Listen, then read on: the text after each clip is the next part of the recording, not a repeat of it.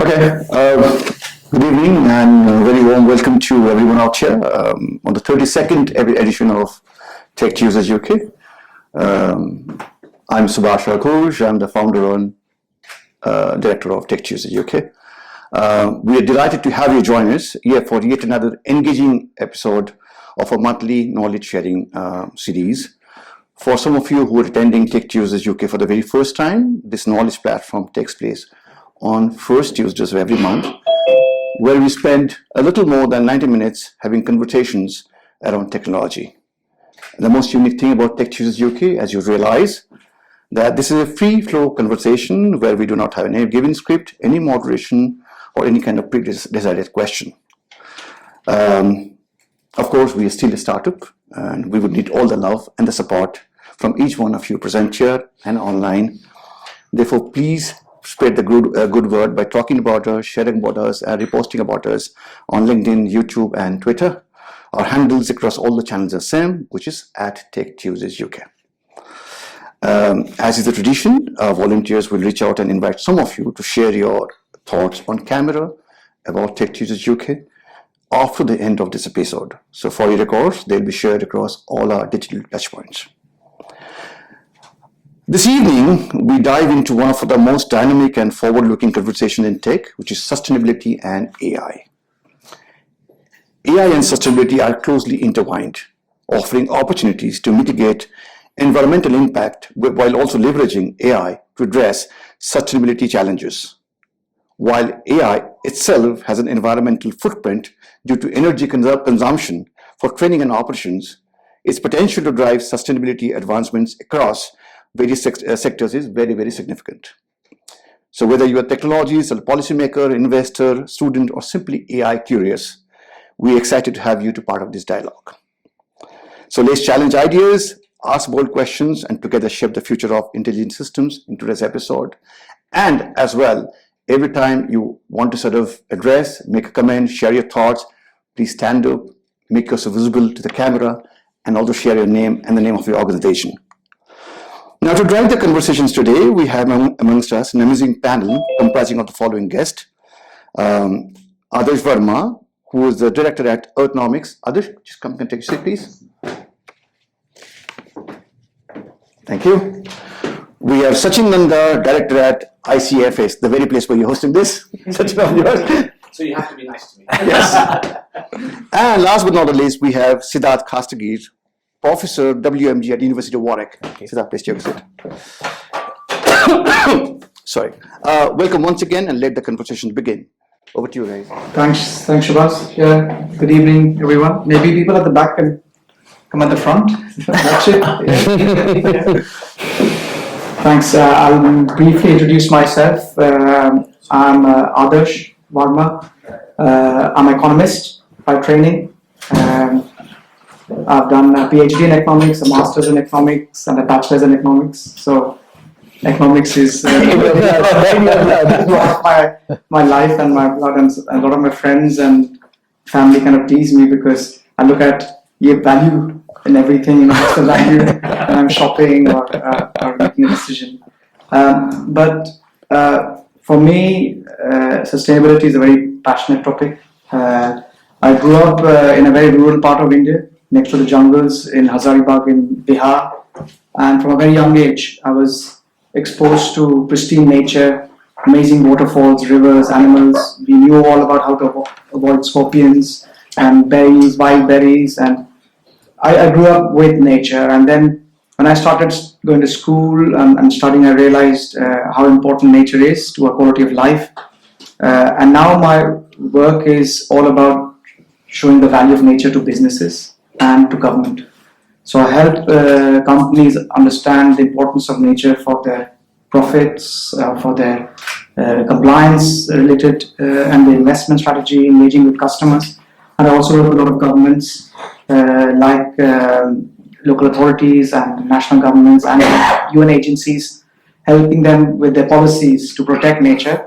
But not just because it's green. I'm not a hippie. I'm being very honest here. But because it is a lot of it gives you a lot of value. And whether it's river assets and forestry products, we all know that. So that's a brief introduction from my side.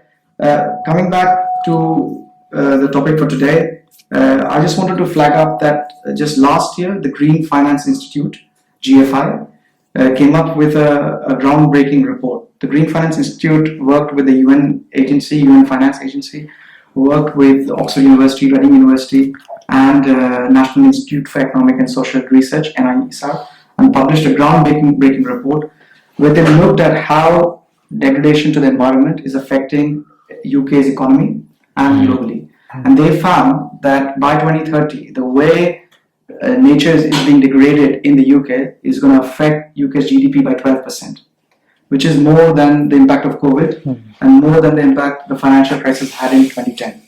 So slowly, nature is becoming a very important factor.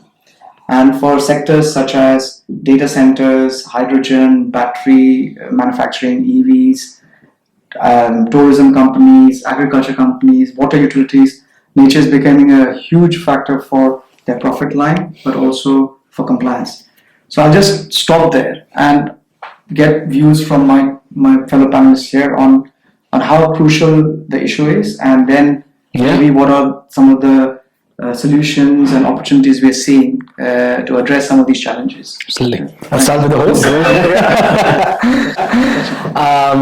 Welcome, everybody. My name is Sachin Nanda. I'm the Director General here at the ICFS. And obviously, as the place suggests, we're a centre for sustainability. So I suppose no better place to host a talk like this. So let me just give you a quick potted background. Unlike an economist, I'm a philosopher by training. So whereas he sees everything in zeros and ones, I see no zeros and ones. No, it's just a caricature on both sides. So I'm a trained philosopher. I spent, however, 12 years in private equity. We exited out of the fund in 2020. And then I spent the next 5 years setting this place up. So the ICFS is a not-for-profit center where we work between Washington, London, and New Delhi, nudging corporate and government policy towards sustainability. So this is what we do. We're a small team. We're totally funded by well-wishers, donors, foundations, etc. We take no money from any government. And as I say, we have a team of 7 here. We have 1 full-timer in Delhi, and we're slowly growing with the support of everybody.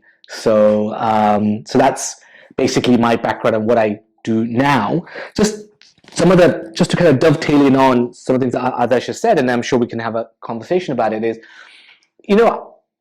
so I wear a both, obviously, from the sentence perspective, but also I have a heavy commercial background, right? Private equity. I mean, it's kind of, we're meant to be the pirates.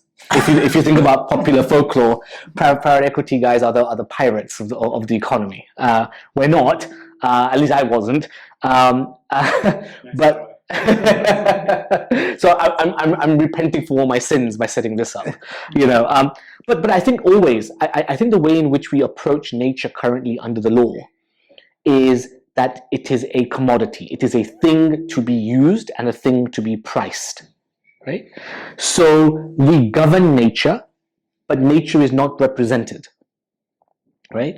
So let me just put a couple of thoughts out there into the sort of ecosystem, let it permutate a little bit. So a couple of things. How do we give nature a voice in real time? How do we give nature legal personhood under the law? And then how do we hold other actors within the economy or within our society in dialogue with nature?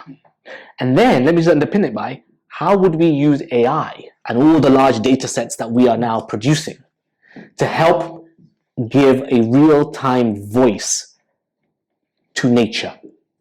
Right? So these are some of the thoughts that I'm interested in and what I work on and what we're working on over here. And of course, being Tech Tuesdays, technology always plays a big role in this. And so this is an area that I think, just as in the 19th century, we developed the corporate personhood. an abstraction. But under the law, a corporate person. Maybe now the 21st century is the time where we give nature personhood. And that really would turn the needle in some significant ways. Now, there's some structural challenges to that. There's some imaginative challenges to that. But that's what the brightest people on the planet can solve. So I'll end with that, and I'll pass it to the brightest person. I've been on a lot of panels, but I've not been in a panel with an economist and a philosopher before, and I'm an engineer. So I'm Siddharth Kasigi. I'm a professor at WMG, University of Warwick. I lead a research group on safe autonomy, which is working on autonomous vehicles, self-driving cars, drones, and autonomous ships. So that's speaking with Sachin and others in the room. I'm one of those rare professors that you will see who doesn't teach. So I'm only on the research side. So I don't do any teaching. If I want, I can do, but only for industry. So we do some professional teaching, but not for undergrad. So anyways, so my background is I'm a mechanical engineer by trade. Automotive has been my background. Spent 4 years in the auto industry, was with the Tata Group initially, then spent time in Germany in the auto industry working, and then did my PhD at WMG, University of Warwick, and then set up a research group. So I'm going to bring a very different perspective. So that was a lot of very philosophy, a lot of very numbers and economy and value. So I'm looking at it from a sustainability, from a viewpoint where I want evidence. So as engineers and researchers, we are looking at evidence to underpin any decision that we do or we make.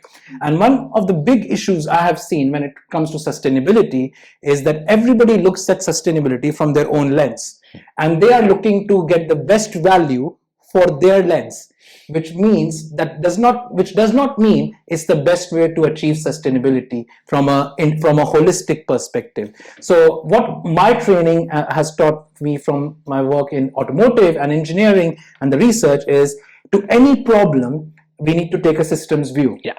We need to take a systems view. So I might reuse your phraseology in future, give nature a persona or a voice. Yeah. So there is one view of that. There's an economist view of things, there's a commercial view of things, there's a policy view of things. So how can we actually optimize this multivariate question of sustainability in a way that is the best optimal solution for the ecosystem, not for one actor? So that's where I'm coming from.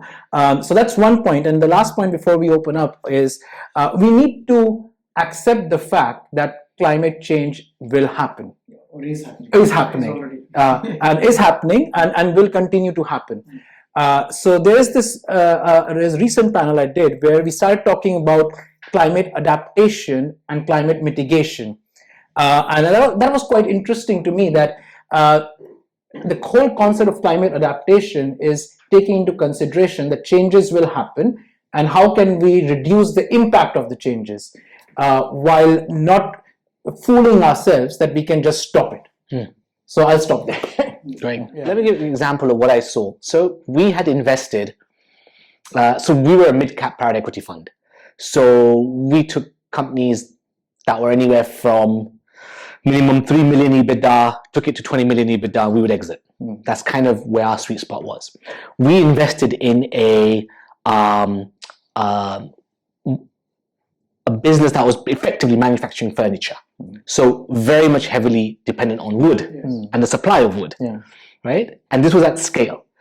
And I'll give you a scenario that happened right here back in the mid, I would say 2014, 15. And essentially we'd invest in this company. Our returns were at an IRR of roughly about 12% at that time. Okay? Steady, good, we're fairly happy, off you go. What had happened was interest rates had started to rise, and house prices had gone up. And as house prices had gone up, the demand for new houses had fallen, in the sense of not fallen in the sense of there was no customer demand. I mean, the pressure of the interest rates meant that house builders were finding it very expensive to build these homes. And so there was a bit of a slowdown in the house building rate. That meant there was a direct knock-on effect to how wood was used. Yes. Okay? Now, suddenly, this company, which relied on from a wood supplier, this essentially what would happen is they would price, over a 20-year period, how much wood to grow and how much wood to cut and etc. And they would price this in. Soon as the demand fell, what they did was they had, what do we do to maintain a 12% IIR? Well, exactly. They decimated their stock in rapid time to cash it in, right? Short-termism, because everybody's incentivized, every CEO is incentivized for their term, and their term is usually 3 to 5 years. So they're only thinking, what's my return going to be in 3 to 5 years, right? The private equity guys are thinking, what's going to be my return in 5 to 7 years, right? So everybody's on this short-term cycle, and everybody collectively, and I saw it with my own eyes, we all made the wrong decision collectively, because we're all incentivized in completely wrong way, and there was absolutely no voice for that forest at all. Now, my argument to this is, imagine for a minute if and let's just be imaginative for a minute. Imagine if suddenly those trees, whatever they were, there was data being collected on those trees, so that in real time, AI algorithms were feeding a committee that were the trustees of that forest, right? Because that forest does not belong just to the person who owns the forest, right? The property rights. It also belongs to the biodiversity, to the local community, right? There's a sociological impact to all of this, which is never accounted for. But imagine if now there is a trusteeship that gets real life data using AI algorithms or whatever, that tells them that when a company behaves irresponsibly because all the incentivizers are screwed that way, the forest itself can raise a voice and say, whoa, this kind of decimation is not sustainable. It's not tenable. And this is very short-term thinking, and it needs to be challenged. Suddenly, the right people could flag up, number one, and if we didn't listen, they could turn around and say, we're going to take you to court, because the forest is taking you to court. Because you're behaving irresponsibly towards the ecology, the environment. And so suddenly, what I realized was, until and unless we find a mechanism in real time to affect stock price, affect value on the balance sheet in real terms, sadly, our decision makers are all incentivized, no matter how much ESG you talk about, to make decisions on what they are ultimately incentivized for, which is these ultimately bottom line figures that they have to develop after 3 to 5 years. And so this is something that I saw and so I think we have to figure out mechanisms whereby you still stay true to property rights, but at the same time, you have to understand that certain maybe a new category of property rights has to be created for nature. I think just literally on that, the problem is that the example you've given would not have happened in Norway, wouldn't have happened in Scotland, but may happen in DRC or the Philippines. And that's the moral hazard with nature, that it's being valued very differently by different people, like you said, the lens. I completely agree with that. And that is so visible. The way Japan treats wood, and the importance of wood, and it's in their culture, in the ethos, the business, compared to some of the other advanced OECD countries, is completely different. And the laws they have for protecting the forest, the laws they have on trading and classification of goods, is completely different to other countries where the assets are even more valuable, like DRC, for example. The DRC, both the Congos and Africa together, have more than 80% of the biodiversity, and have some of the most... Even Latin America, right? They have such diverse, but the laws, the property rights there are just not there. And DRC have just opened the land for petrol exploration. And now, for the first time, we are seeing organizations who are competing with the petroleum companies to say, we think the forestry value is more than petrol. And, and they are creating a business case for that. That you will only get the wealth from petrol after 80 years. Even then, there'll be this many carbon cost of that. You'll have to compensate for that carbon you're creating. Whereas we are saying, give us the land, we'll treat it as a forestry asset. And that's a carbon credits. That is biodiversity credits. and showing stewardship value, which you're saying the forest is the stewardship value, which is the biggest value for a forest, not the timber value. So it's an inverted pyramid. The stewardship value is the biggest. The second is value in terms of the natural ecosystem services it provides, like oxygenation, pollinization, all those which cannot be substituted. And the timber value is at the bottom of a reverse pyramid. And there are companies now fighting to save those forests in the DRC because they recognize that value is more. Investors, you're a private equity background, but there are ethical private equity companies which are growing. Yeah, they exist. Very strong. Yeah, they're still very small compared to the whole market. So I think this is going in the right direction. This whole concept of, let's say, for the choice of a better word, the third world or the developing world against the developed world, and the point that you've just made, I sometimes feel a bit of hypocrisy from the Western world. Absolutely. Saying the developed or the emerging countries should be more sustainable in their way of growth, whereas everything they're asking of the developed world is something that the West has already done. I mean, UK has already decimated its forest. Exactly. So they're already gone. So, yeah, good luck protecting your 6% forest cover. Exactly. Yeah. So sometimes I feel maybe again that's one lens to look at it in that sense, and there's a lot more to sustainability in the way we live.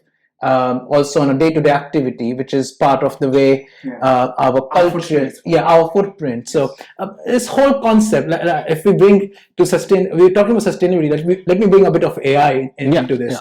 So this whole concept of AI will change the world is a very powerful concept, and you can see how it's been being leveraged. So I work with AI on a day-to-day basis. Autonomous driving, everything is underpinned by AI and all that stuff. The whole concept of ChatGPT, large language models. But in all my conversations with governments, with industry, both in the UK and across, nobody talks about the carbon footprint of training that AI, large language model. Nobody. It's been very easily and nicely swept under the carpet because it just makes them look like hypocrites, because the Western world. I've got some stats for you. Oh, okay, go for it. You like this one? You like this? Yeah. So training ChatGPT 3. Used 1,287 megawatts of energy and emitted 552 tons of CO2. Right? Just to train. Just to train. Right? Then per 20 on average, every 20 messages you send into ChatGPT takes up half a liter of water. To your point. Yes, and all that doesn't come out because the governments who are pushing for AI are also pushing we are green. But the two don't go together. They don't go together. And nobody talks about that. And that's where I find it completely hypocritical that you can talk about being eco-friendly and green, at the same time talk about let's bring the next biggest large language models. So ChatGPT 3, we've got ChatGPT 4, you've got Llama, and so on and so forth. And if you compare those numbers to what it means on a day-to-day activity perspective, the amount of energy that Sachin just mentioned can power more than a normal house for more than 50 years. Electric heating. That's the numbers that we're talking about. Can I tell you the irony of it? Yes, go for India it. recently released its document on AI. Its strategy on AI. Not a single line in this whatever 100-page, 200-page document, not a single line on water consumption in a country that is already water stressed. By India, the UK, the same. Let's not point. But at least they have a paragraph. Yes. The UK has a paragraph at least, right?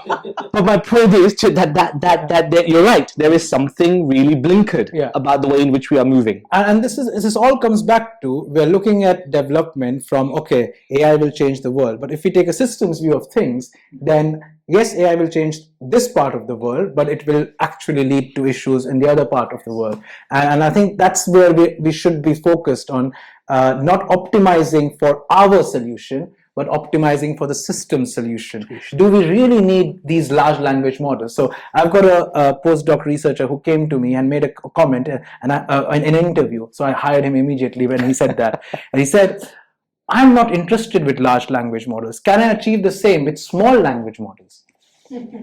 I was like, I'm not sure if that exists, but if you want to, I'll give you a shot and go for it. Gosh. Just because people want a large language model doesn't mean you should use it for everything. So now people are saying, not people, there's a company called Perplexity, some of you might have heard of it, Arvind Srinivas, who are using large language models as a search engine, as a counter to Google.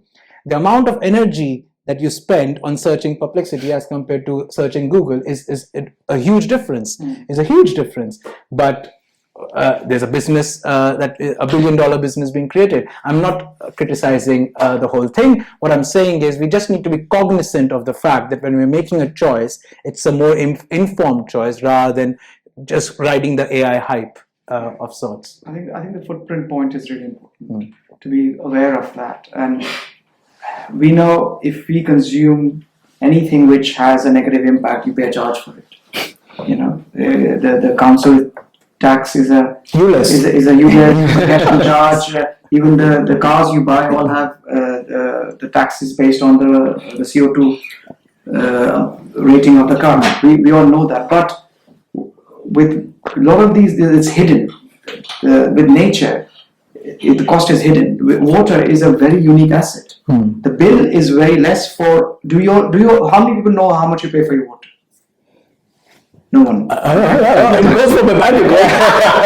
do you know the exact amount which is going every year? You wouldn't. No, but you may probably know your energy bill because you have smart meters and all, but not water.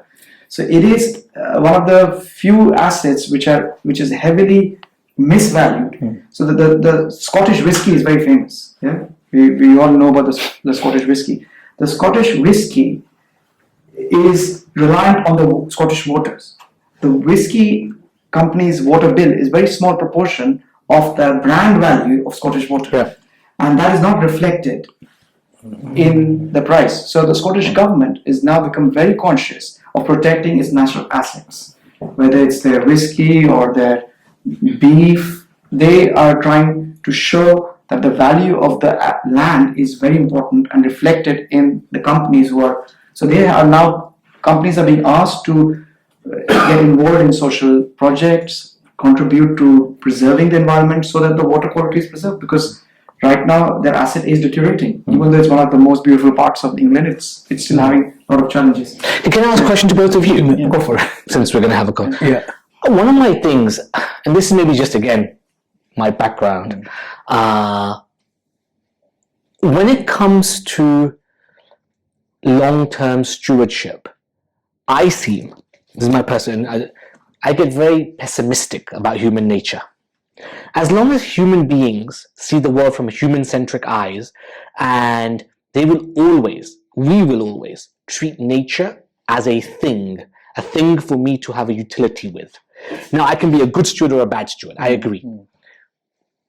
Could we and should we imagine a time where nature becomes a partner? We somehow figure out a way in which nature has a voice of its own, independent of the stewards who claim to do good or not good. By the by, is there a way in which we could use technology, engineer technology that does two things? One, I don't know how, I'm just kind of putting it out there, technology that is built and functions within the planetary confines, right?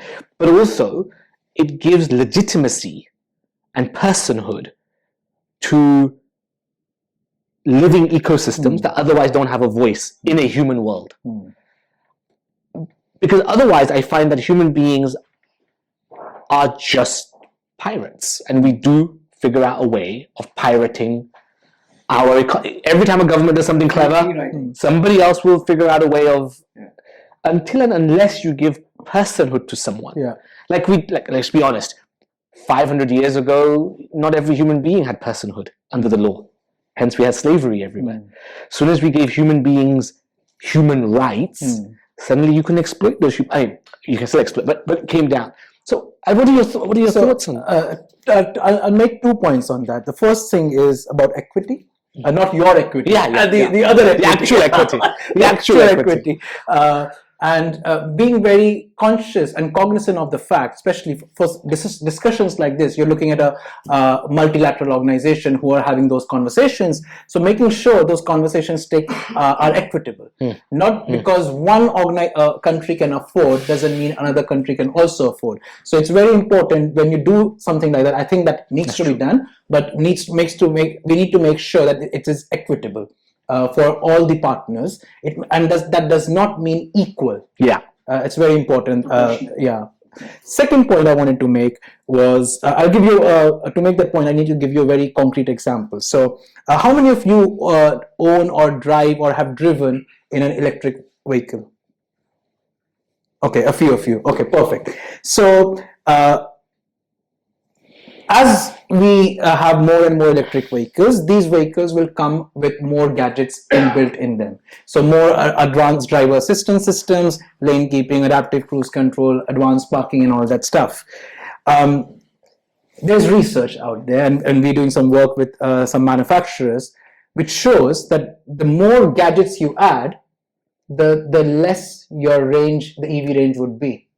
To an extent, that your EV range can be at least 60 to 70 miles lower than the claimed EV range because of the compute cost due to these gadgets that you have on your vehicles.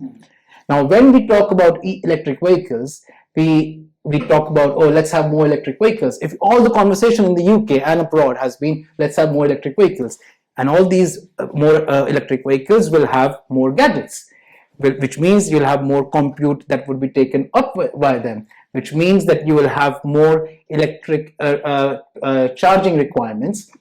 And for countries which don't have renewable power sources, then you're essentially not taking a systems view.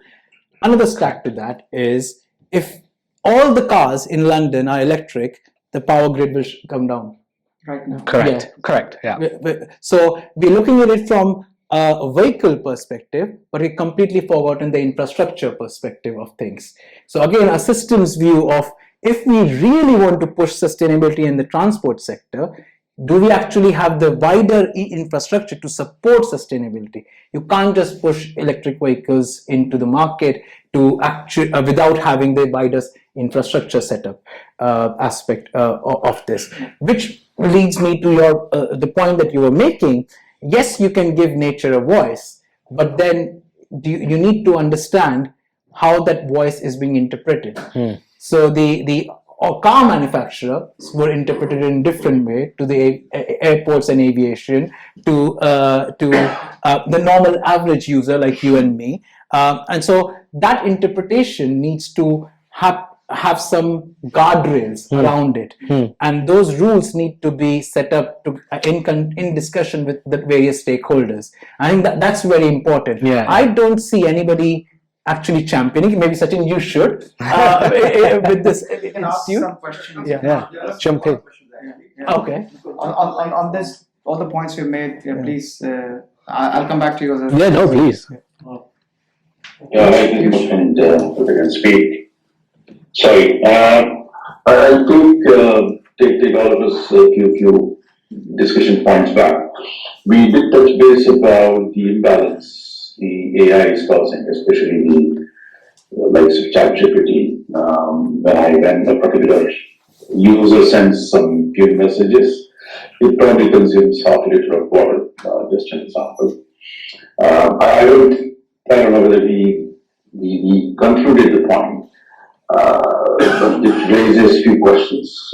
Do we really tax individual on sustainability? That I use this and then I pay. Like I use water, I consume water, I pay some tax, right, or utility, right? I mean that could be a fair way to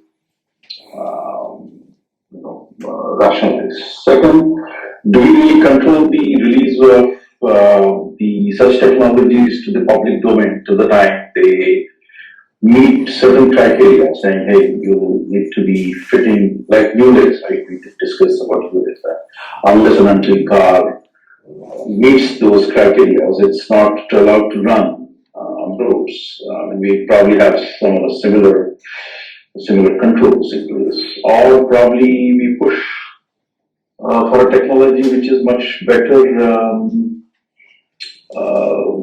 environment friendly, like maybe I don't know, quantum computers. I don't know. This just comes to my mind, but I think it's still not resolved. We did discuss this.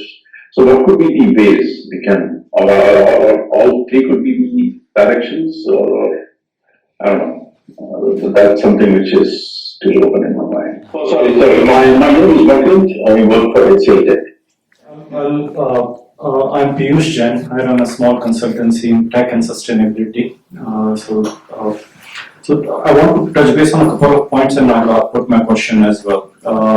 So thing is, on your concept of basically if AI is actually the consumption of power or autonomous cars you used, if that invention or that set of inventions or that framework takes hundreds of cars out of the roads, right, and basically replaces them real or shareable assets, might produce it. I mean, that opportunity has to be explored, right, as a citizen. Yeah, exactly. So that's one. Second is basically giving nature a voice, right? So yes, nature has a voice. Somebody is taxing us on behalf of the nature, but it's not going back to nature, right? We are paying ULIS charges, but it goes to fund some other things other than nature, unfortunately. Maybe not. Suppose we come up with a system, to your point, that or we try to come up with a system where we are basically giving nature a voice. And we come up with a system that, okay, we know that something is not, we are not doing something right with the nature. Say the depletion of the rate, like we have some satellite images which basically say the depletion rate of this forest is more than the usual. Or let's say, take an example of warehouser, and they do 10% cut of their forestry every year. And then we realize, no, if they are going 20% or 30%, then we can, but that also calls for something legal framework, right? So, I mean, the example Adarsh has given, right, that we have to basically make the locals a stakeholder, right? But I mean, there also is a bad example given that this is in a western part, like their assets are in western world. But how collectively, I mean, even for the quite relatively mature sustainability disclosure frameworks around us, no two countries are in agreement how to disclose it. Yeah. Right. So, similarly, I mean, if we come to that system, how do you align the legal emissions and the asset ownership, and especially not countries, the eastern part of the world where basically things can happen overnight. Anywhere these days it can happen overnight. My name is Daniel Godwin. I'm a data analyst for EV technology and immersive events. So I have a lot of questions, but just wanted to ask the first question that made me ask. My later questions towards the end of the show. So let's get your personal perspective, because it sounds like we can't eat our cake and have it. So my question is, what is nature to you? Is nature a tool for, as human beings, for evolution, for our development? Or is nature something that you consider that we will coexist with and not tamper with? That's all. Great question. Yeah, good question. Let me answer that question directly, and then we can go in. To me, I think nature is and when I say nature, I'm talking about, let's say, the non-human life. Okay, non-human life has to be a partner and coexistence. It cannot be a utility. It cannot be a utilitarian thing. It cannot be even that I will be a steward of nature. We need to learn how to partner with nature, to be in coexistence with nature. And so we're equal partners. Now that seems right now like a little bit of a fairy tale and a dream, because we've always been utilitarian with nature on the whole. But I think as a human consciousness, at some point we're going to have to nudge our way up, just as we did with humanity, just as we did with corporations, just as we're going to have to nudge up to a point where we start seeing nature as a co-partner that we depend on. As much as it may depend on us, we depend on nature, and therefore it's a partner, not something that we have to steward and you utilize in a sensible manner. That may be fine for short term, but I think human consciousness will take us in a particular direction, I suspect. I don't know what my... So just on that, I think I fully agree with what Sachin has mentioned, but for that to happen, you need a framework to exist. Correct. So we've got this concept of that humans coexist, and we've got this concept of human rights. Now, I'm just thinking out loud right now, and do we have a concept of nature rights to provide a framework for nature to coexist with us? So without that framework, people will do whatever they want to do, and there's nobody stopping them. At the end of the day, money does talk. We've got a private and also as human beings, I have seen the most intelligent CEOs, the most intelligent C-suites be completely driven by their incentives. How you incentivize a human being is incredible, how behavior changes, and I count myself in that. I'm a primate as much as anybody else, right? So to your point, I think it is really important that we, so India has been one of the pioneering countries that has tried to give rivers a voice. Yes. You're familiar with this? Yeah. So they've started down this journey already, right? And the challenge with it though has been that the people who are giving the river Ganga a voice don't have enough data nor the framework to actually enforce the natural rights of the river, right, as a living thing within the ecosystem.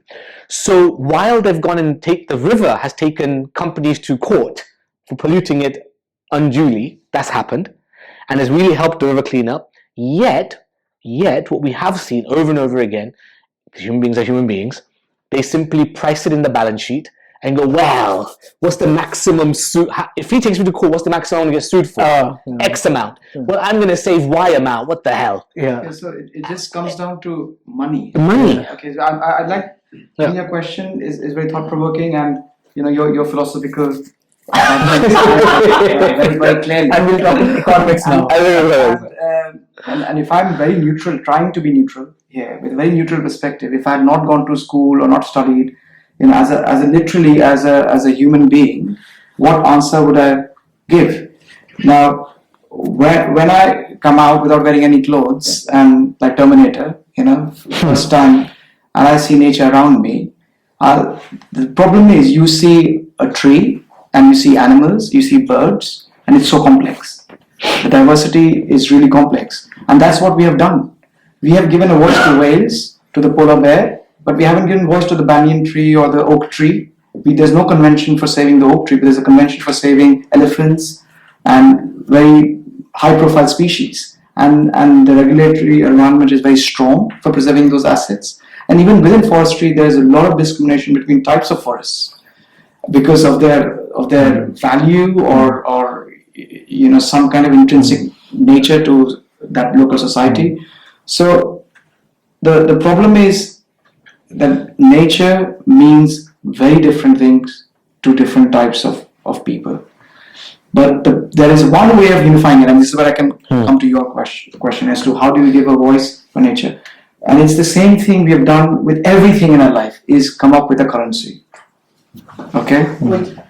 Would we be where we are right now as humans at this level of development that we are if we hadn't seen nature as a tool primarily from the start?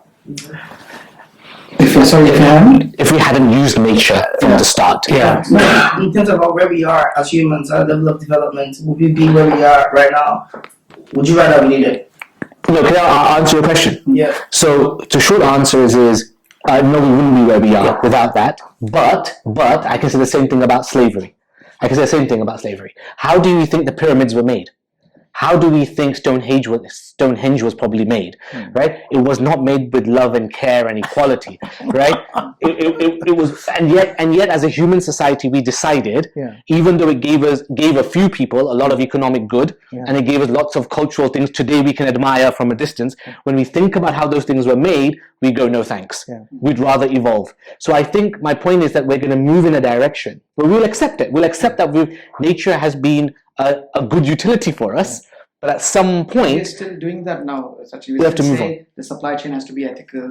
and it's not as extreme, but we're still trying to. It's all coming down to because we are being able to put a value.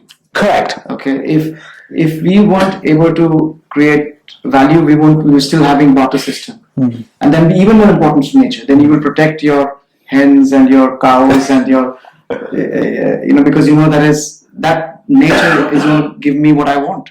But right now, because it's a double-edged sword, because you have currency, you know that currency can buy you anything you want, whether it's nature or man-made.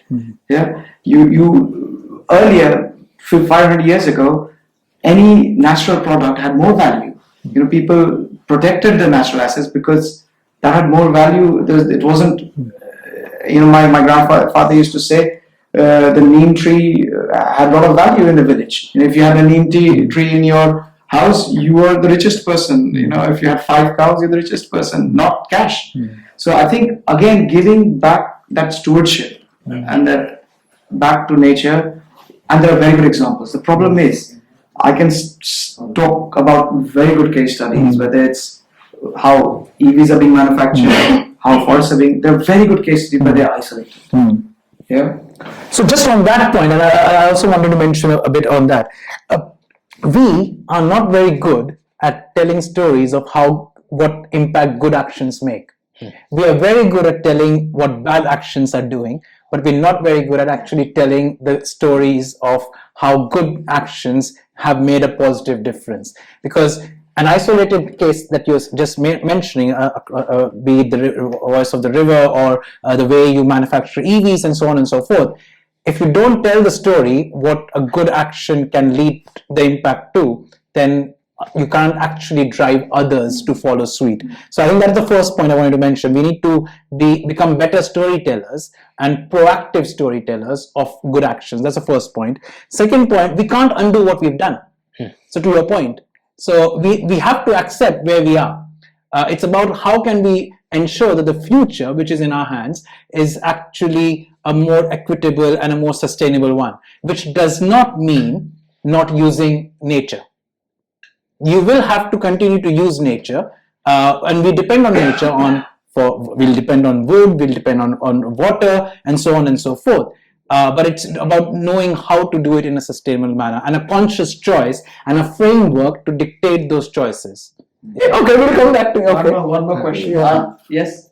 I'm Anand. I'm based out of Mumbai, and I run a AI company based out of UK. And therefore, I'm bringing back the question back to AI and sustainability. Very interesting topic for me. And this is going back to the 1st April discussion again on tech trends and AI in this Tech Tuesdays platform. If we see the data centers specifically used by OpenAI and the large LLM models, we see 72% increase in the power consumption from 2019 to 2023. And at that, and then obviously the other products, byproducts, usage of carbon emission, water, electronic waste, etc. My question brings back to the topic of SLM, which is small language models, and we know that the actual usage of or revenue generating for a company will be from enterprise grade, and while enterprise does not need an LLM. So is it possible, how does the government and regulator start thinking from the policy or where to use an LLM, and how do we restrict LLM towards SQL? Some thoughts on that, please. Thank you. I'll start off with that one. So I think I would like to link that question to the very first question that was raised around regulation.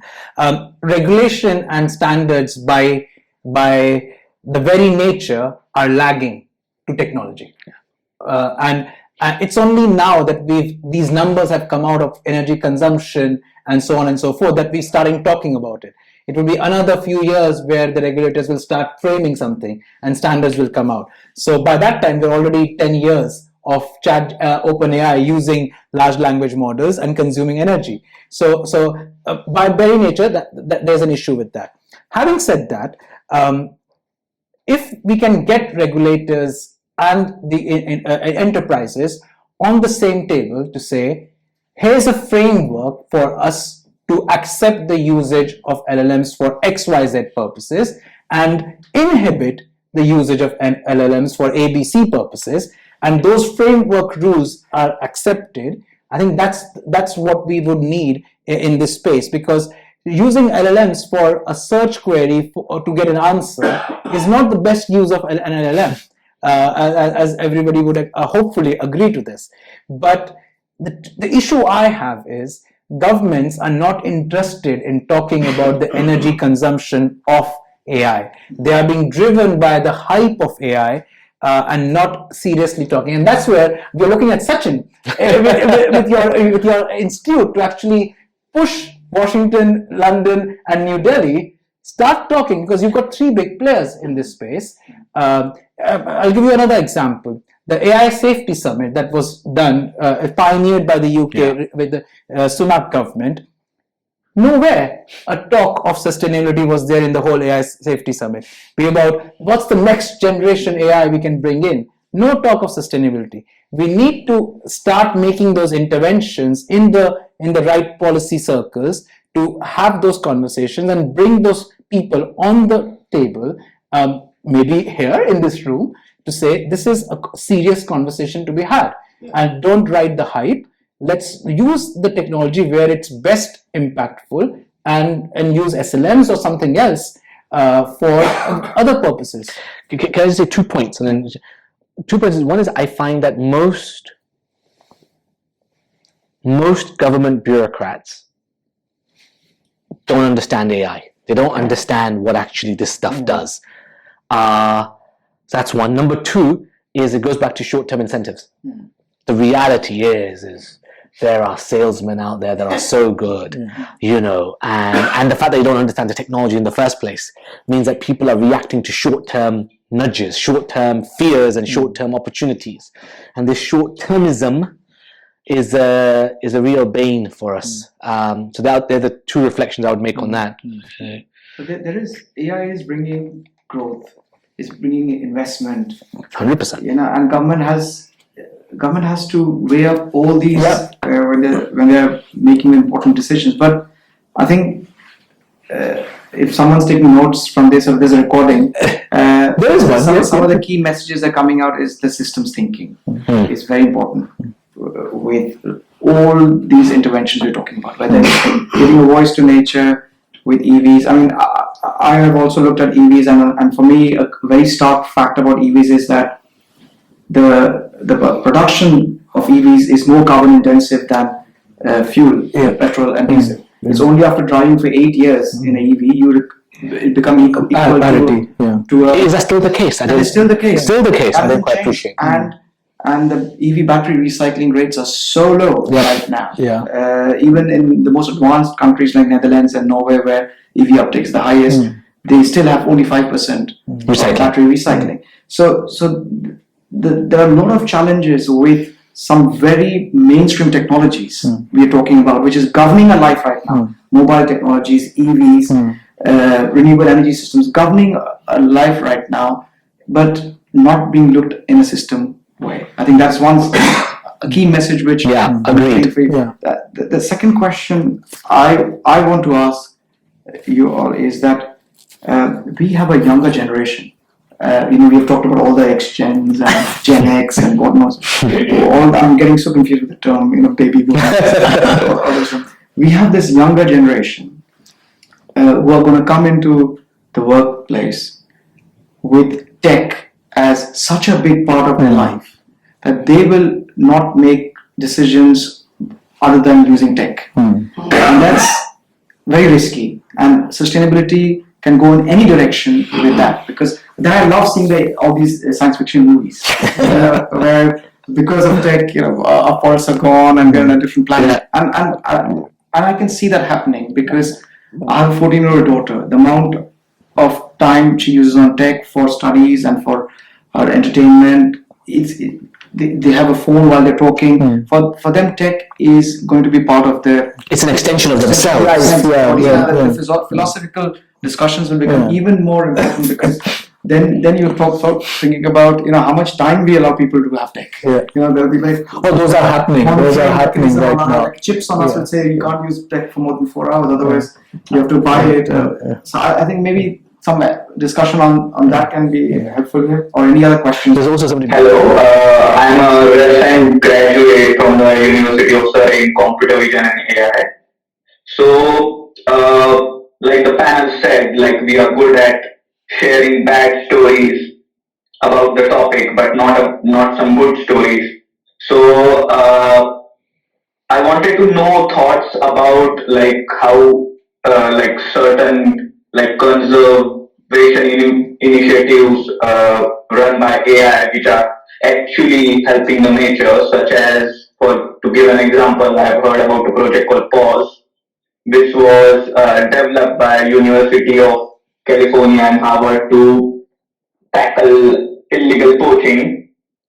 So what they do is they just make a better plan uh, for the police staff and all the staff that are trying to prevent poaching, to catch poachers, and it's actually helped in countries such as Uganda and Cambodia to tackle poaching very effectively. So I wanted to like, what are the thoughts of the panel on topics such as how AI-driven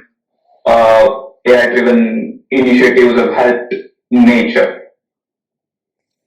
I have a question for all three of you, a slightly contrarian view, and so let's start from, if you don't mind, one by one. Let's start from the philosopher. You talked about short-termism, and you also somehow it's coming out that you're making it more like nature versus man. No, nature in partnership with man. The man is also a part of nature, and among that, We definitely don't behave like that, do we? I'm coming to that. So among those short-termism ones, there are people who think long-term as well. So when someone like you says, "Hey, can we give nature a voice?" it suddenly spark an idea among someone who thinks long-term. Some say, "Wow, never thought about it." Like, and then we'll work towards it. So those ideas get seeded among the ones who think long-termism, and we have seen like any development, as Kevin Kelly says, in the longer run, it's the future is written by an optimist. So there are people who think long term, and we all know governments around the world they subsidize research and all just for the long termism aspect. So why are we putting it again? You're saying it's in partnership, but why are we putting against nature, against the one who thinking long-termism? Because they are the ones who will bring up some solutions to that.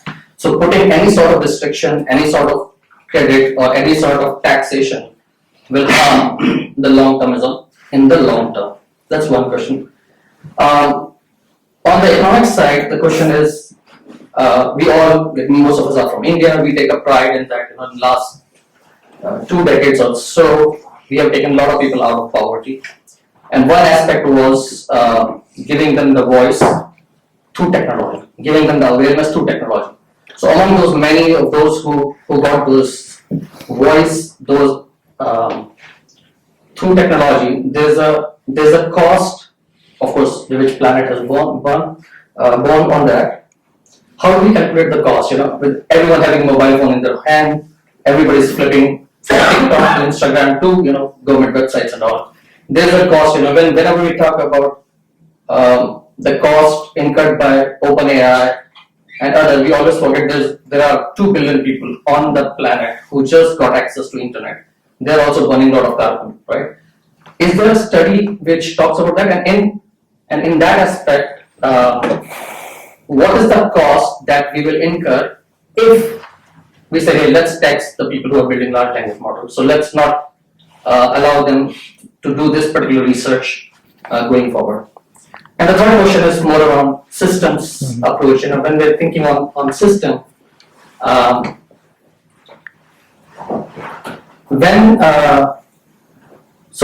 aspect is sorry, I'm just losing the track of course. So on the systems part is, on one hand, we're talking about like how much how much do we put the value onto the large language model and the research that's not going on it. If some companies decide, hey, and this is very much true for OpenAI as well, there was noises in the tech world that Google has technology, and even Sam Altman in the early days says, we do not want to release this technology. We put a lot of effort, we kept, and we want to keep for the safety of humanity, we do not want to release this technology to the rest of the world. Is it fair? And then there was counter voice, no, you have to release this particular technology, and we all know those arguments. Is it fair in that case? If somebody is putting in their own money, they can come up with buying GPUs and happy to pay taxes for that. Can we? And how does that whole dynamics for society works in that case? That's one part, and the second part is if these companies. Let's stop there. My name is Varma. I am an entrepreneur. I run an AI company. We do play around a lot with large language models. And just touching on that part of the carbon, I recently was with a bunch of 30, 40 odd machine learning engineers, and we were just playing around with training a lot of models. One of the things that we all were conscious about is the money we were spending just learning this part of just for learning how much carbon credits we are. We all were very much conscious. But again, then the long-termism and that aspects were also coming into the picture, like the power ability. And on that point, I just touched, just 2 days back, there was a report by Mary Meeker, if I know the name right well. She said, and she's the one who kind of predict a couple of trends, and she said that it has been now very much clear that the decade will be ruled by the country which will own the AI, or who will be the leader in AI. Now, how do we talk about sustainability in that environment? That's open for all three of you. When the nationalism is on the rise, and we all know that AI is the only way to succeed, and in that case, is it justified that they are not publishing even one paragraph about the water consumption, or how do we handle this aspect? Gosh, save the world. 5 minutes. Off you go. Okay. I will try. To start with. I think the concept. Oh, okay. Okay, we can do. Unpack this before we move here. Okay, that's a big question. Just 3 questions. Unless you have a question Linked to that. No. Okay. Let's save the world first, and then we'll come back to you. Once we have to save the world. On the last bit, and then I'll let Adarsh and Sachin come in. So I'm giving you time while So first thing, I'd like to tackle this whole long-termism point that has come out a few times now. Most organizations who are delving with AI and playing with AI are VC-backed, venture capitalist backed. And when you're venture capitalist backed, there's a time horizon in which you have to return an investment or show investment back. And practical view is that time horizon is not good enough to consider sustainability as part of it, because if you bring in the nationalism aspect associated with that. So the way I see this, the long-termism can only come if it's actually at a governmental level, or it's actually at a very large conglomerate level. VC-backed companies are not going to have never had the long-termism approach to things. Google can afford today to have long-termism, but back in '97 they could not. Okay, so that's not, if you are envisioning a world where the startups will have a long-term view of things, that's not going to happen. We live in the real world. So to tackle that, and this goes back to the earlier question that we had, it's the government frameworks that need to come in place to actually force organizations one way or the other. It might be absolutely fine to use the LLMs for a particular thing and a particular use case. So I think that's where the government frameworks or the conglomerate or the multilateral institutions come in, which in today's world are very weak. But I think it's an opportunity for multilateral institutions to show that they're actually there's value to being a multilateral institution. That's the first point I wanted to make. Second point I wanted to mention, so you mentioned we should not, there's a lot of doomsday conversation we've had today. We should not underplay the positive impact of AI that it is having. So just look at the medical sector, the healthcare sector, the early detection of cancers, and the role it can play in NHS. If you look at the role could potentially play, and the UK government has just released a whole framework for how AI could be adopted in the civil service. So I'll give you a very small example. A normal consultation, a call for evidence the UK government does, generally receives roughly around 1,000 to 10,000 responses. Government policy, a duty of care is it has to individually read every response and take that into consideration in a government response to that consultation. Up until now, that was done by a person who used to read that response, and that's where AI can bring in efficiencies. So let's not say it's all doomsday. There are some very useful applications where it can play and should play a role in that. So that's where. On the first one, if you can just touch on, the government jumps in, won't that stifle innovation as well in a very early stage? So I would love to talk to you at length. So I sit on various forums. So I'm part of the UK government's Department for Transport Science Advisory Council. I sit on the United Nations Regulatory Forum and Standards World on the ISO side. It's a very delicate balance. It's a very delicate balance where you absolutely have to put your foot down as a regulator while ensuring that people can still innovate. And if you are a responsible innovator, and if the government strikes the balance, they will always agree. They will. But it's a very, very carefully designed balance that you need to strike. Can I add something on your point? To build something on what? See, there are two things here, right? So we are talking about long-term and short-term approach, right? But one thing we are ignoring is a marketplace of both. So one aspect of it is let's say private equities in. Say private equity is they want immediate returns, but on the other end of the spectrum, insurance companies, they want everything forever. Pension funds. Like they don't want to pay now. I mean, they don't want to pay for the floods. They don't want people to die and whatsoever, right? So I mean, see, there are two spectrums in this market, and both have sizable share in the economy, right? So this aspect works quite maturely in the derivative market, and as we know, financial market, it works very well. So in sustainability aspect, I mean, there are offsets and all those things are coming up, but there is a potential, and then bringing in the AI as well here, right? So some data center companies, they want water, right? They have to use the water. I mean, they don't want water as scarcity, so it's in their interest to basically make sure the water resources are they are available to us. The problem is that these companies like Microsoft, I have a good example of Microsoft. They want to save water, but only when the water becomes scarce, they move to another technology. Yeah, right now water is being used for cooling in all these technologies. And Microsoft has gone through an evolution of technologies.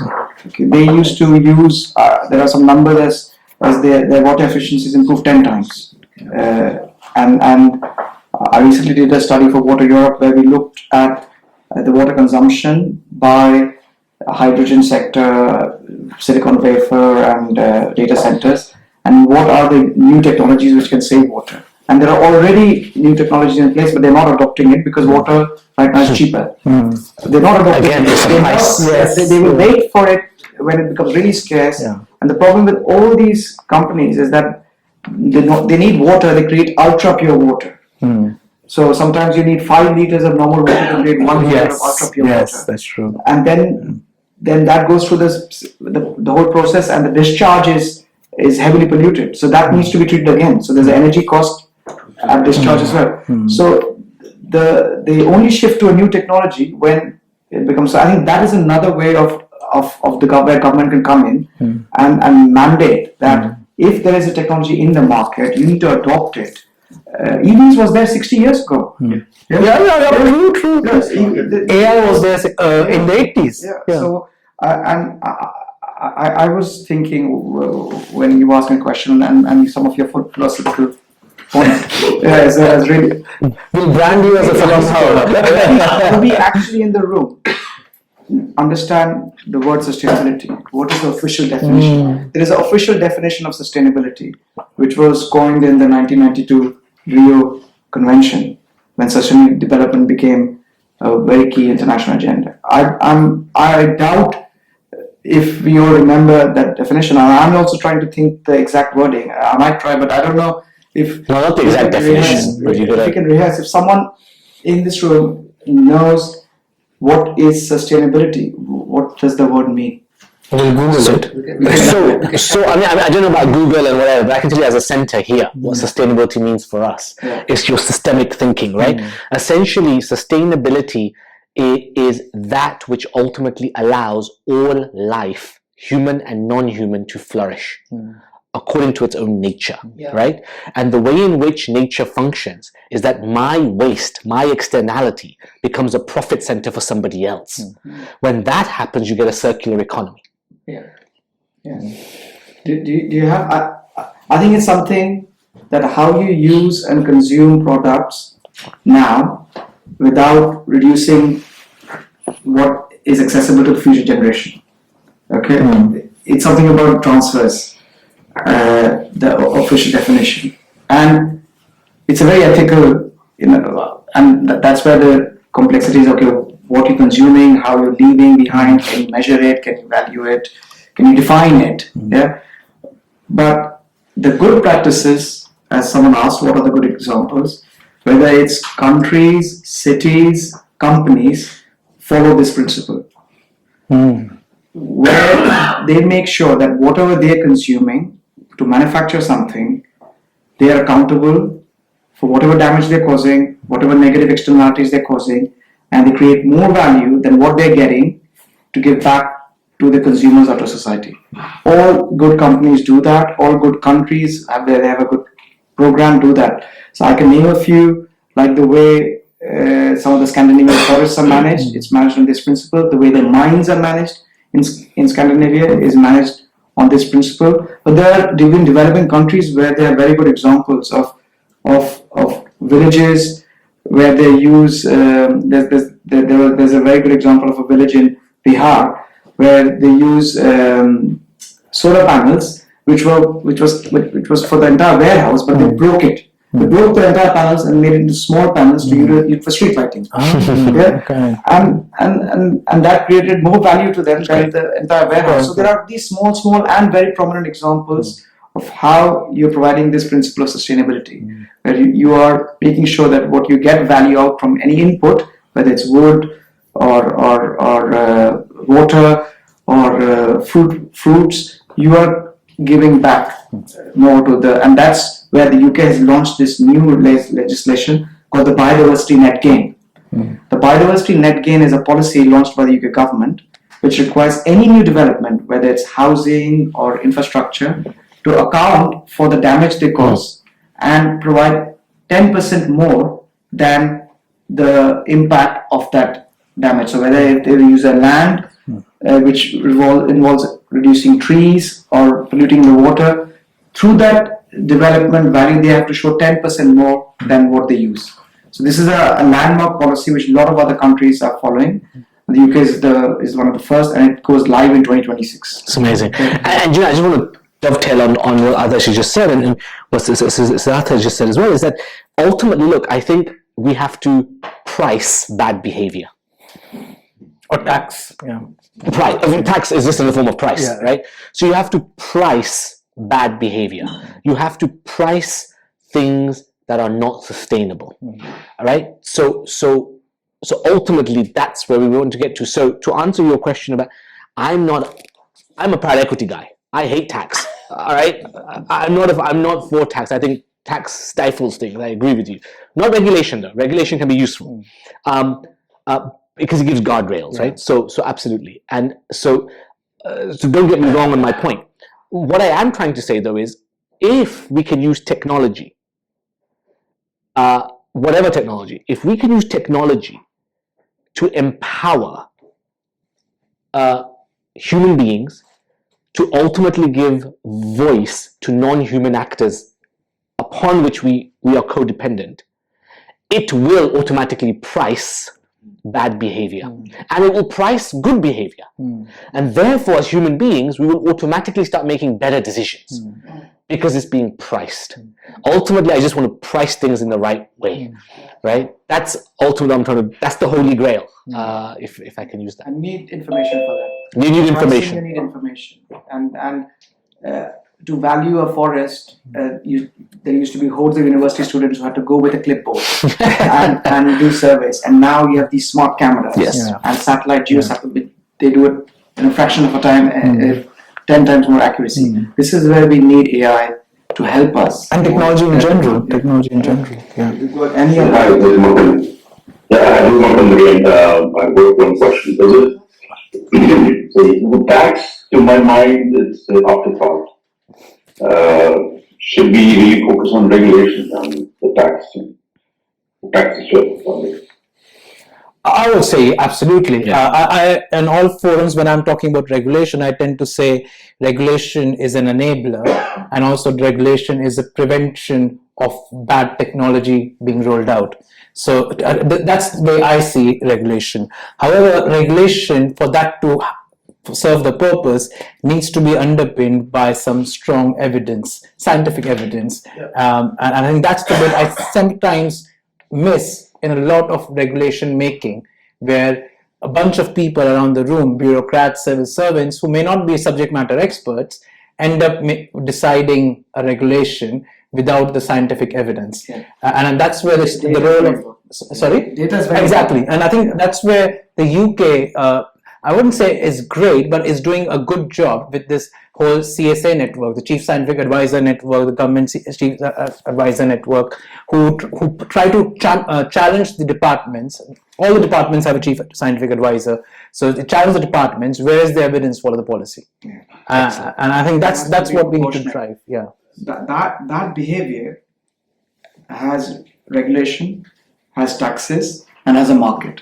We have carbon credits. We have forestry credits. They are all markets. Yeah. You have but that is fit for purpose for certain types of behavior change. Correct. Then you have taxes like carbon taxes, ULEZ, congestion charge. That is fit for, and then you have regulation. You cannot throw this garbage in the water. You cannot have this exceedance of asbestos in the soil. So I have to challenge that slightly. So in the automotive sector, there's this whole thing of carbon credits, and if every OEM manufacturer has to X percentage of their fleet has to be electric, and if they're not, they're taxed and all that stuff. And the way some of the manufacturers are overcoming this is by buying carbon credits from Tesla.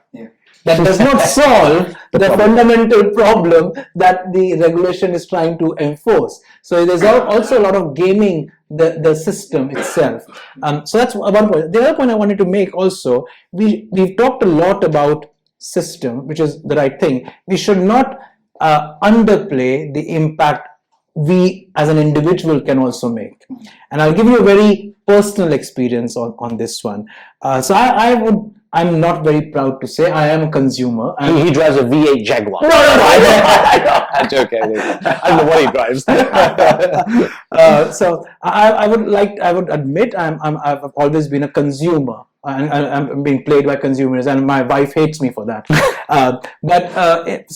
When I was doing a PhD at Warwick, we used to have a coffee machine in the general mezzanine area, and the coffee machine had styrofoam cups that the department used to provide us.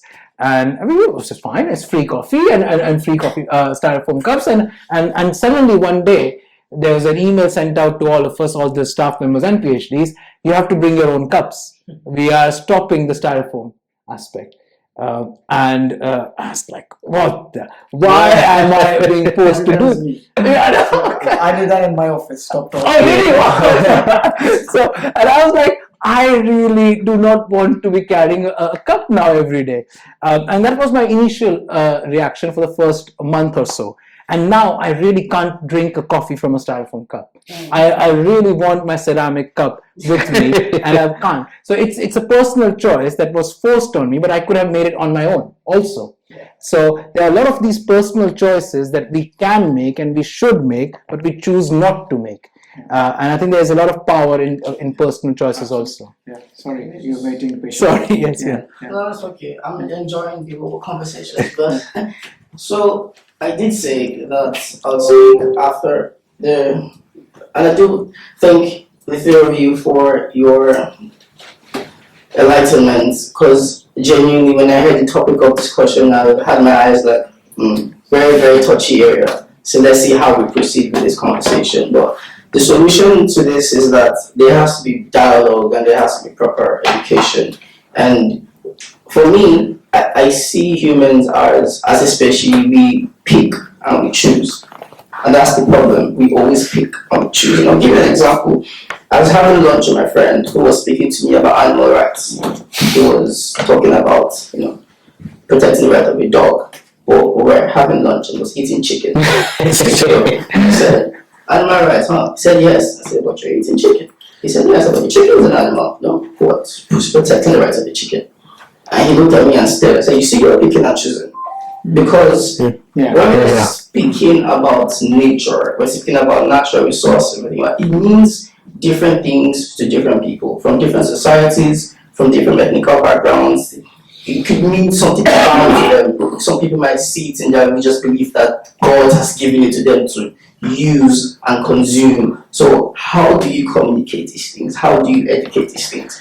Neil deGrasse Tyson, someone I listen to a lot, and he said he doesn't even blame the government for not understanding sustainability. The government comes from the people. It's the people who put the government in power. They don't ask the right questions like, what do you know about sustainability? So then, where do you draw the line where if we say, because when I asked the first question, what does nature mean to you? If you say nature is something we should coexist with, then we shouldn't even touch it at all. Then that's why, then if we say no, we have to, then who determines where? Because then we're living in an opinionated generation where people would say, who are you to say this is the threshold of how much we can use nature for consumption and how much we can't use nature for consumption? Those are things that are very, very, very touchy. Can I say, you should really spend, I don't know if you already have, you may already have you read a guy called Fritjof Capra? No. Oh, you really should spend some time with him. His books, I mean, he's very old now. But Fritjof Capra, anybody familiar with Fritjof Capra? Yeah, you should really spend some time with him. These questions, he really spent 30, 40 years thinking hard. He's a physicist by training, brilliant mind. And he tackles some of this.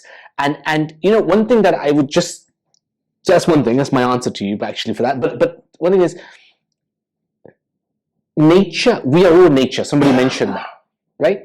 It's just that we behave as if, we kind of behave a bit parasitically, don't we? Right? We're parasitically, we treat this earth. But nature works so that one species is waste, is food or life source for another species. And that circularity is everywhere. Absolutely everywhere. And is needed. Yeah. So actually nature uses nature. Nature comes from nature. If we are nature, I'm going to use nature. Nature's going to use me. No problem. But it needs to be done in a way that I'm part of the system. I'm in flow with the system. And also the balance is maintained. Exactly. If you all, I mean, the stats are like the average American lifestyle. Yeah, you need 5 or 6 planets or whatever. Everybody knows that, right? Crazy. That is unsustainable in the real word of the word sustainable, which we were, or the way it was defined in the commission, because you can eat the chicken and still protect animals. Yeah, because you are using to sustain yourself. But very few people who kill elephants eat the elephant. Yeah, they use it for the task. That's it. Well, you see, I'll just say something on this. You can only eat the chicken, you can only eat the cow, you can only eat the giraffe, you can only eat anything you like. Price it. And I promise you, if you price animal meat, most of us will never be able to afford it. right? Because if you actually gave chickens their dignity, right, they will be a lot more expensive to kill and eat.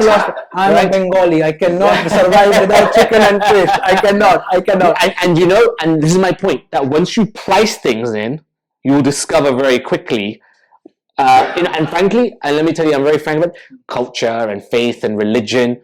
All of these things are transient. They will change. They've always been changing. So I don't buy it for a minute that somehow my faith that makes me, your faith was different 400 years ago and your faith will be different in 400 years time. Don't worry about it. What matters is do the sustainable thing. Yeah. Right? I think that the fundamental point is maintaining balance doesn't mean not consuming. Correct. Because to maintain balance, you have to consume. Yeah. To have the circularity. Absolutely. I've got a question here. One there. Can you hear me? Yes, we can take it. So I'm from VC Private Equity World as well. Welcome. Thank you for a very interesting conversation. My name is Arpit. We talked about circular economy. We talked about next generation and the inclination towards tech. And we talked about addressing bad behavior, pricing bad behavior. Just curious to hear your thoughts around how do you drum down the concept of sustainability and AI much lower down to the next generation, especially when it comes to education. Can you share your thoughts around how do you bring this concept to school, university, maybe even lower down? Do you have children? I don't. Same. Good luck. You go for it. Good luck. You start and then I'll chip in. I think so. I have a 14-year-old daughter, and she's very conscious, and she goes to a slightly elitist private school in North London. Collegiate. Most collegiate, in yeah. Highgate. Highgate, yeah. And they do a lot of work for nature and environment, and the school promotes ethical behavior in terms of recycling, and children actually indulge in these projects. You know, it's very amazing to see them learn about composting at a very young age, and we compost at home. And she's very curious about how you can make your own soil and things like that, and make decision about recycling. So our waste is all sorted. There are 5 bins in the house, and she's very proactive about all that. But at the same time, the young generation enjoy their lifestyle, their Insta life. So for her, holidays has to be amazing. I'm like, why do we have to go to Singapore or Dubai? Why can't we just go to Wales? No, because my friends have all gone here, and look at her Insta page here. So I have to balance these big hits from her. You know that she buys second-hand clothes, but she wants to go to Dubai. Yeah. How do I balance that in the future? And this will happen more and more. They'll have these very extreme lifestyle choices, and the option to do that both.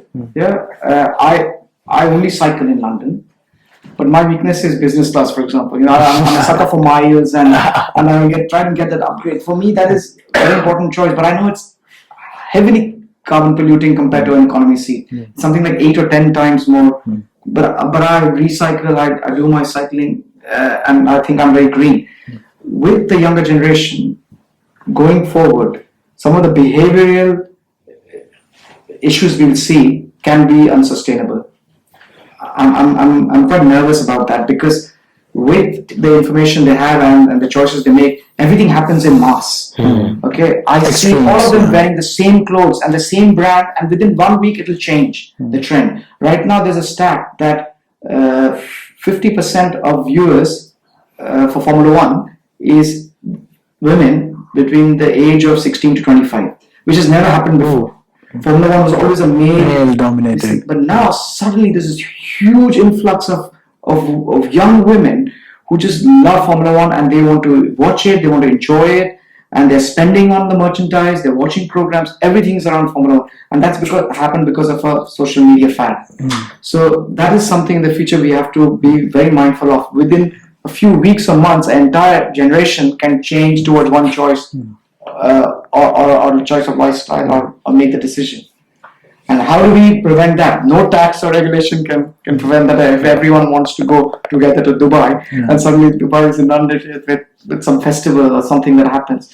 But we are seeing right now in schools where they already have digital partner, digital friends. They listen to the tech more than they listen to humans sometimes. So I think in the future that might be one reason. So I think it's a brilliant question and something that we are tackling actually, but not from a sustainability perspective, from a safety perspective. So we've been commissioned by the Department for Transport to create UK's first not-for-profit on increasing public awareness about safety on roads. Very similar to sustainability. But it's about increasing awareness and trust and acceptance of self-driving car technologies, but from a safety perspective. The big challenge that we are seeing here is because of the extremism, people in the younger generation like absolute stuff. And nothing is absolute when it comes to safety or sustainability. Nothing is absolutely sustainable, and similarly, you can never have absolute safety also. So what we've been suggesting, and it has to be a governmental activity to start with, but then it needs to percolate into the education curriculum and so on and so forth, is the concept of enabling people to make informed choices. So telling people what it means in terms of the consequence of the choice that they make, and let them make the choice. We're not living in a dictatorship where we'll say you can only do X and not do Y. But all we need to do is inform them enough so that they make an informed choice. The challenge that we have is in the world of TikTok and Insta, there's a lot of misinformation around. And that's the bit that we need to tackle. So, for example, not next week, this week, we are going off to the Cheltenham Science Festival. And we've got a booth over there on educating people on road safety. Because I'm not sure people appreciate on UK roads, every year 1,700 people die, 30,000 people killed and severely injured, and that cost to NHS is over 35 billion. Wow. Yes, that's the road safety cost or to NHS. So if you reduce those numbers, then you reduce the impact on NHS also. Similarly, if we can provide the same thing from a sustainability perspective and then teach people not only in schools but also in these science festivals, and also it should be a non-governmental initiative where people actually are focusing on enabling people to make informed choices. That's the focus I think we should be having, rather than saying you should do X or you should do Y, because I think the bulk of the generation is, I would love to believe, are illogical. And if you provide them with the information, they will make the logical choice. My name is Shreya. I am an IT project manager and I work for a food manufacturing company.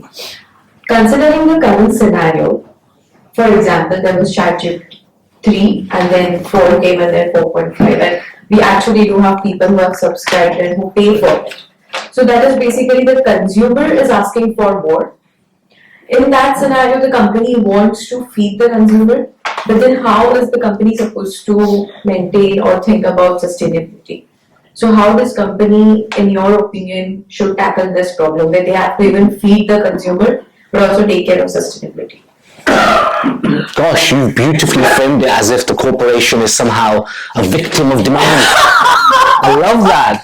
Do you work for a PR firm? Because that is beautiful sort of packaging. I will you answer that one. I will take it one step further. Actually, there was this recent article, I think a few weeks back or last month, Sam Altman said, and he made OpenAI a victim here, that people are using please and thank you in their prompts, and that is causing them a 30% increase in energy.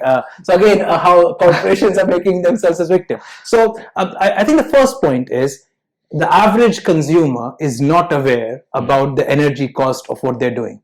Nobody is aware, and nobody even thinks about it. That's actually the problem with the new generation, I would say.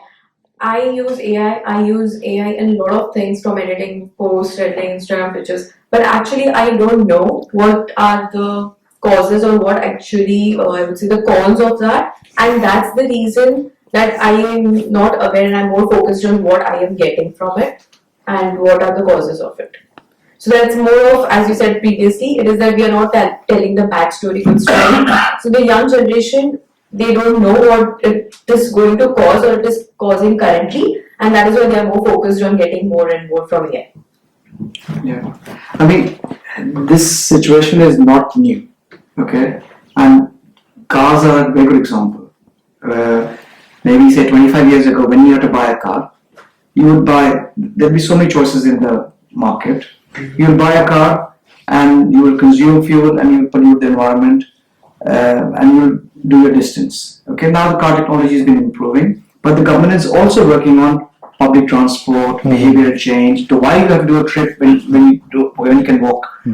Earlier people would use a car for a distance which can be done by a cycle or while walking. So there's a concept called optimal modal choice in car. With this behavior right now, people do not know what's the optimal choice. Okay, if for a small, can you make this picture? Use the same thing. For a complex program, use the same thing. But that optimal modal choice happened when there were so many other systems and substitution possibilities. Only then that optimal modal choice came. You know, earlier people would only drive. There was no public transport or not good connections. So I think with your question, there will be a time when it becomes so unmanageable, or that information should come out as soon as possible, that you have to give guidance or make it price-based guidance on using ChatGPT in the right way. Yeah. Otherwise, I'll give a simple example. Imagine every time you type in a chat and it popped up in a red square saying you just cost 500 milliliters of water. And all of a sudden you start thinking, did I really need to do that? That's a very simple and very powerful. Right? So think about, we should all study, I don't know if you know, but a guy called Edward Bernays in the 1920s and how he got women to start smoking. Incredible. Right? He incentivized them in the wrong way, using psychological manipulation to get women to start smoking. Then the same technique was used to stop everybody from smoking. And then smoking. So my point is, your point, there is an optimal behavior there, but we just don't have enough data or enough. We're not sharing that. And of course, it's not in ChatGPT's interest to share that data until somebody forces them to do it. That's the other side to all of this. So that is when the company has to play a major role in balancing the consumer needs and sustainability on both the hands. Yeah. So But he won't do it by himself. Let them report compliance to it, but let them report that ChatGPT is using this many CO2. And the other bit is, we've talked a lot about taxing bad behavior. You can also incentivize good behavior. Incentivize good behavior, absolutely. So organizations can proactively choose to say, I would provide you the carbon footprint of your chat. Just like airlines now do a carbon footprint of your flight. And this is my point, right? If the river or the water source from which ChatGPT was using to cool all the data centers, and those water sources had legal personhood under the law and said, excuse me, you're gonna have to pay me, I'm the river, you're gonna have to pay me X amount per cubic liter you use. Now ChatGPT has it on its balance sheet. ChatGPT is going to pass it on to you as a consumer, and you're going to then go, wait a minute, and suddenly behavior changes. But what you've done is you've caused a ricochet by giving somebody personhood, as an example, right? I'm Gautam Hazari, Secure ID Exponent. I'm a practitioner of AI. I have been using AI since 99. Questions like, do we need large language model? I'm not using large small. Sorry. Those will not help. The reason is we have heard these things in every single technology, right? So arguments like, today as well, someone was posting in LinkedIn that we were living before ChatGPT was. The same discussions were happening when internet was there, right? We were living before, and we were happy before internet was there, or we were happy before cars, were hitting the road. So these discussions happen, but then technology moves on, right? Because it's not just demand, because there is this positive side as well. We're talking about lots of negativities as well, like language model. For example, in India, right? These language models, because in India there are 22 official languages, there are 784 dialects, right? They were not part of the digital ecosystem at all. With this language model, they are now part of it, right? So there are good things as well in there. So now also kind of, saying or putting some blame on language models, AI, will also not help because technology will keep on moving, right? Language models will evolve. I think so for example, language model didn't start with GPT, right? Not with large language models. Before that, there was something called BERT. I was using that, and no one talks about the carbon footprint of that. That was enormously high, right? Before that, there was reinforcement learning. It was not affordable, right? Why did it move from those things to, all these transformer-based models are right, but they're not as bad as it was earlier, right? So what I'm saying here is, why don't we, because technology will happen, right? Why don't we look for solving the problems rather than trying to kind of put some blames in there? And also, fortunately or unfortunately, I don't know, one of the biggest incentives for humans and corporate humans or corporates is commercialization, right? So in my organization, we had a commercial incentive to reduce, this is pre kind of ChatGPT, to reduce the cost footprint of our cloud compute, right? So for one of our competitor, it was 1.2 million pound a month. For us, we reduced it to 10,000 pound a month, right? So the incentive was commercial, but then we realized that our carbon footprint has decreased, and we were proud about that. We started to talk about that, right? So here as well, for example, for all these, let's say, language models, why don't we look into solutions for algorithmic improvement? It has shown it, right? Yes. And they were not looking for carbon footprint reduction. They were looking for how we actually reduced our cost, right? And then it reduced the carbon footprint as well. Also, all these, let's say, water to cool down, right? Why don't we look for technological solutions where instead of water-based cooling, we use something else, right? It's already there. So can I just say, I don't think, I'm going to put words in your mouth. Go for it. I don't think anybody here is saying we should go live in the Stone Age or that technology is bad. I don't think anybody here is saying that. In fact, we're all technophobes. We're technophiles. All of us love technology. We think technology must be harnessed and enhanced, right? So I think let's be clear about that. But I think what we are saying is that what will allow us to do exactly what you just said? What is the underneath behavior patterns, incentivization models, structures, frameworks that allows exactly what you said to actually happen at speed and at scale? So I think it's exactly that we're trying to talk about. But the reason why sometimes these conversations, especially around sustainability, guys, it feels like it's negative. It feels like somehow is because we're trying to solve some of the hardest problems humanity faces. Right? And you have to confront your problem head on. And the problem head on is not the technology, it's the way in which that technology is incubated in a system that is not sustainable. This perception. So I think just carrying on from that, the concept of language models is not, I personally am of the view they have a use. It's about choosing the use case, the right use case, not just using it for every damn thing that is out there. So I think we would be foolish to say, let's ignore language models or any future technology. It's about identifying what's the best use case, keeping the balance in check. So that's the first point I wanted to make. Second point, to the point that you were mentioning, so I forgot your second question now. I just realized. What was the second?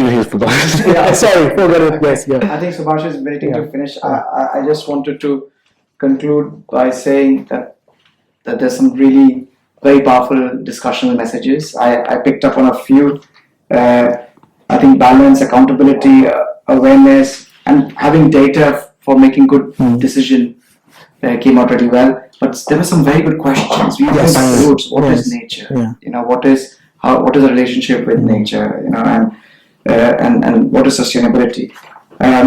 Maybe just last, if you want to put your views in just very few words, like one sentence, and we finish. For me, it was voice, value, and vehicle.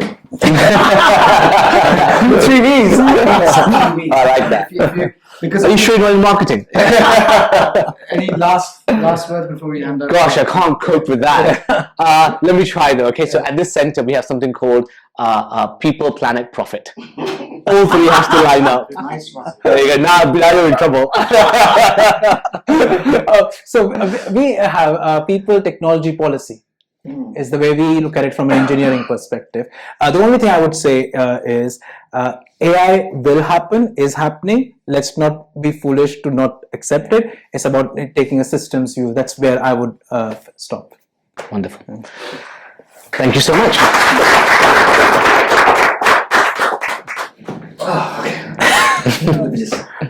So, when I thought of sort of having this topic of sustainability in AI 3 months back, the first one I got in touch with was Adarsh. And told him, Adarsh, you're a pro, you know what to do. And when I spoke to Sachin and Siddharth over the last couple of weeks, their only question was, what do you speak? And my quintessential or perennial answer to all my panel members always is, just come and chill. And the result is out here. It was a chilling, engaging, encouraging, engrossing discussion. So thanks to each of you out here for being here, for making this discussion so very valuable, rich and content-wise. So thanks for being here. Thank you. And before we really hang up, a couple of pointers. So to all of you, request you just hang around out here. We'll call you for your bite. The next episode of Tech Tuesdays is taking place on the 1st of July, where we'll be moving to a new hosting partner, Smith LLP at Liverpool Street. The topic for the 1st of July is health and AI. We have the head of innovation from Queen's College joining, and we have another person called Ashish Jabati joining us in the panel. Sorry. On the 8th and 15th of July, we're doing a Tech Tuesdays UK Extra in partnership with Google UK. And the topic is India, the AI capital and tech destination. Okay, so please come in groups, with friends, with enemies. Yeah, and of course, to know more about today's episodes, as for the forthcoming episodes and the previous episodes of Tech Tuesdays, follow us on YouTube, LinkedIn, and Twitter. But last but not the least, this particular episode also marks the last episode when we partnered with SBI UK. So I would like to really extend a big thanks to Sierra India, Sudhir, Darshak and everyone. This is not a small thing for public sector. Sudhir, Darshak, thank you so much. A lot of times also goes to ICFS and they exactly know how much I bothered them for the last 4 months. So Sachin, Pravar, Jed and everyone out here, a big thanks to you. It was a pleasure. It was a pleasure. For hosting us, for supporting us also. So I think that's it from my side for tonight. Enjoy the evening, have some drinks, and we'll obviously call some of you for your bites. Thank you so much. Thank you. I really enjoyed it. A lot. Loved it. I really enjoyed that. Thank you so much for having me. Thank you. Loved it.